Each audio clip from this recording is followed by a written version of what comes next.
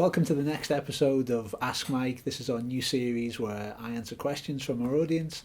And in today's Ask Mike episode, we've got a great question from Rob Evans.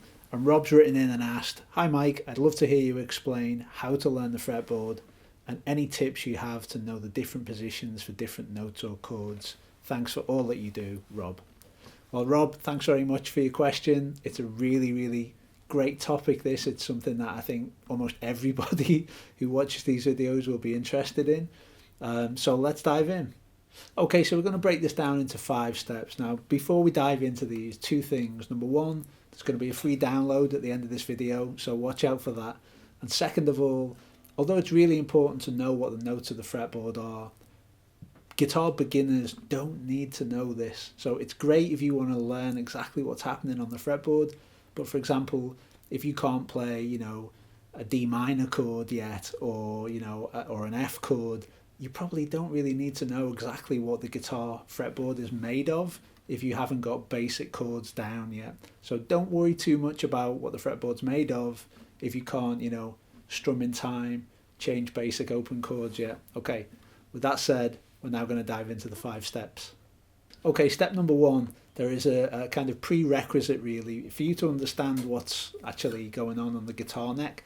The first thing is you need to know the musical alphabet. The notes of the musical alphabet are just like the notes of our own alphabet. It goes A, B, C, D, E, F, G, and then it loops around and continues again. So A, B, C, D, E, F, G, A, B, C, D, E, F, G, and so on. But in between each one of them, just for now, picture it like this. There is a sharp. So the notes go A sharp, B sharp, C sharp, D sharp, E sharp, and so on, okay? But there's a twist here. There's 2 notes that don't have a sharp, and that is B and E. So if you just remember the word be, to be or not to be, then that is an easy way to remember, oh yeah, B doesn't have a sharp, and E doesn't have a sharp. And that's the easiest way to actually think about it, is to just picture it as the normal alphabet, but there's sharps in between each note, except for B and E. And that's a really fast and easy way to get your head around it, because it can be really confusing. The other question that I get asked a lot is, what's the difference between sharps and flats? And really, there is no difference. So, for example, A sharp is the same note as B flat. They're the same thing. It's just like, someone calling me Mike or Michael. It's a different name, but I'm the same thing. And that's the same for these musical notes. The thing is that as guitarists, we tend to favour certain ones. So for some reason that I've never quite known, we tend to say F sharp, and we tend to say G sharp, and we tend to say E flat. I don't know why that is. I'd like to know. If you know the answer, please leave it in the comments. So, one last time here to make it really clear, the musical alphabet as guitarists say it and as guitarists think it goes like this. We would have A, B flat, B, C, C sharp, D, E flat, E, F, F sharp, G, G sharp, A. And they're the ones that as guitarists we tend to favour. So hope you understand that. You've got to know the notes of the musical alphabet. And now we're going to move on to step 2 and actually get into how we understand how these patterns overlay over the fretboard. Okay, step number 2 is just learn the notes of the E string. Now the E string is on the guitar, to me it's the most important string, because that's the string where that's the string that I use to sort of get my bearings, to understand keys, to understand where scales are most of the time, where scales are going to start or end. So in terms of understanding the notes on the fretboard, if you just learn the notes on the E string, that's giving you a foothold in the fretboard. So the notes on the E string are E, F, F sharp, G, G sharp, A, B flat, B, C, C sharp, D, E flat, and E. And once you know those notes, then you've got a foothold in the fretboard that you can use to learn all of the other notes. Now, of course, to begin with, it's not possible to just learn all 12 notes immediately. So what I tell all of our students to do is to just learn 3. And it's these three with the dots here, G, A and B. Don't worry about the other ones up there. But if you just learn G, A and B, gab, then if you get those three down, you can work out almost any other note on the string quite quickly. Now, a great way to do that, to learn it quickly and kind of internalize it, is to just get some masking tape or painter's tape and just split it into small squares and just write on it G, get another little square, write on it A, get another little square, write on it B, and then stick them on the back of the guitar.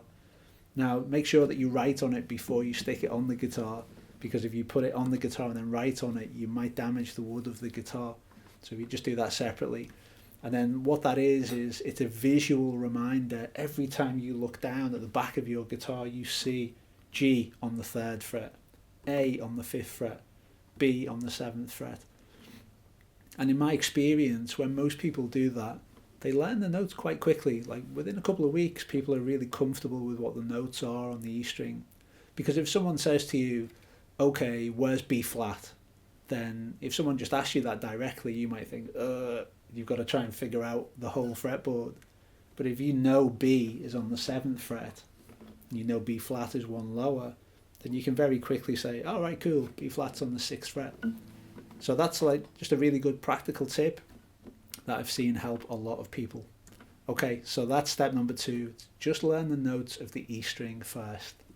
Okay, the next step is learn the notes of the A string. Now the A string sits here, it's the 5th string, it's underneath the E string. And the reason why the A string matters is, as soon as you've got the E string and the A string down, that's kind of all you need to know, because I'm going to share something with you in a moment where you can use the E and A string as a reference point to work out any other note. So of course eventually we want you to know every note on every string, but you need to do that in a smart way and in stages to make it a lot easier. So for the notes on the 5th string, again, don't try and remember them all immediately, just remember the ones on the 3rd, 5th and 7th fret. And those notes are C, D and E. Pretty easy. C, D, E. So on the 6th string we've got gab, G, A, B. And then on the A string on the 3rd, 5th and 7th fret we've got C, D and E. So with those 6, G, A, B and C, D, E, you can very quickly get to any note that you need very, very quickly. Again, the tip that I referenced earlier about using a little bit of painting tape or masking tape and putting that on the back and writing G, A, B, you can write underneath the G, C. You can write underneath the A, D, and write underneath the B, E. And then you've quickly got a visual guide to very quickly figure out any note on the lowest 2 strings of the guitar. And again, most of the time it takes people a few weeks with regular practice, and you'll know where they are. This is really great for learning bar chords as well as scales, understanding keys and chord construction and tons of stuff that's going to come in later on further down the line. So that's step number 3, learn the notes of the A string. Okay, this is the coolest part. So this is where we look at specific patterns that you can use to figure out any note. These are called springboard shapes. So there's 2 really. One is a bit like an L shape. I'll show you what I mean. So these 2 notes here, they will always be the same. So we've got a G note here and a G note here. So that's pretty cool. But the best part is that this is a movable shape. So if we take that same shape and move it up to here, they're 2 A's, they're 2 B's, and so on. Those notes, they will always be the same. So that pattern is basically we start off on the 6th string and we come down 2 strings and we go up 2 frets. Yeah? So we go, if we do it here, we go down 2 strings, we go up 2 frets. And that pattern, those 2 notes will always be the same. So if I said to you, what note's that there? Then you might not know. But if you want to figure it out, then you just go 2 frets down, 2 strings up. Oh, cool, it's an A. You know that because you know your G, A, B. You can see the power of this, I hope. It helps you work out any of the notes on this string, the 4th string, just using that one springboard shape. And the great thing about this shape here, this kind of L shape, is that it also works for the next couple of strings as well. So if we want, so we can apply it here. So those two notes, they're both C notes. They're an octave apart, but they're both C notes. And again, all we've done is go down 2 strings and up 2 frets. And again, this can be applied anywhere and it will always work. Really, really cool. So again, if I said to you, what note is that? Just randomly, if I just pick that out on the fretboard, you might not know. But if you go 2 frets down, 2 strings up, and hopefully you do know by now that that is an E, because C, D, E are the notes on the 3rd, 5th and 7th frets. Hope I'm not going too fast here. I'm throwing a lot at you, but I want to cram as much useful stuff into this video as I can. Okay, so we've looked at a few springboard shapes here. We've got this kind of L-shaped pattern, 2 strings down, 2 frets along. So that's great because that basically allows us to figure out the notes on the 6th string, the 5th string, the 4th string and the 3rd string. Now one of the cool things on the guitar is that this 1st string here is an E string, which is the same as the 6th string. That's a low E string, 2 octaves lower. So they're both E. So once you know your G, A, B for this on the 6th string, those frets on 3, 5 and 7, they also apply for the 1st string. It's really cool. So 2 Gs, 2 As, 2 Bs, really cool. So if you followed along with this, and I hope you have, then you'll know that there's one string that we haven't looked at yet, and that's the B string, the 2nd string here. So we haven't covered this one. So we need a different springboard pattern for this particular string, and the one that I prefer is based off a C shape. So if you play a C chord there, if we just look at this note and that note, they're both the same. 2 C notes. Now again, that is a movable pattern, so we can play that anywhere along the neck. It's really cool. So if I want to know what note this is, for argument's sake, then I can just apply my C shape to figure it out. Let's do it with one of the shapes we've already looked at. So if I said to you, what note is that there? So I'm on the 2nd string on the 3rd fret. You may not know, but if you use our C shape to figure it out, then we can see that it's a D. And we know that because we know that on the 5th fret there, on the 5th string, we know that that's a D note. So I hope you found this useful. These springboard shapes are a really fast way that you can figure out any note on the fretboard with just a couple of simple shapes. I've covered a lot of ground in this video, but it's actually not that complicated. It's more complicated to explain than it actually is to do it. Once you've got your G, A, B on the 6th string down, and you've got your C, D, E on the 5th string down, then using the shapes to figure out the notes is a piece of cake. You just need to actually apply the shapes and you can figure it out in just a few seconds. Really, really cool.